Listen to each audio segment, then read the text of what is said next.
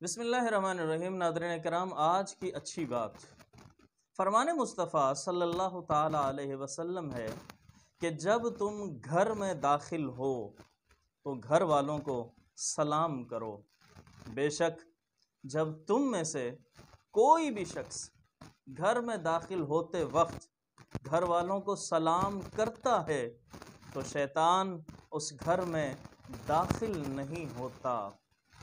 حضرت انس بن مالک رضی اللہ تعالی عنہ نبی علیہ السلام کی خدمت میں 8 سال رہے۔ حضرت انس بن مالک رضی اللہ تعالی عنہ آپ فرماتے ہیں کہ ایک مرتبہ نبی کریم صلی اللہ تعالی علیہ وسلم نے مجھے فرمایا کہ اے انس،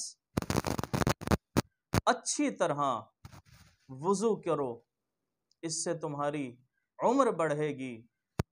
فرمایا جو بھی ملے سلام کرنے میں پہل کرو، اس سے تمہاری نیکیوں میں اضافہ ہوگا، اور گھر میں داخل ہوتے وقت گھر والوں کو سلام کرو، گھر میں بہت برکت آئے گی۔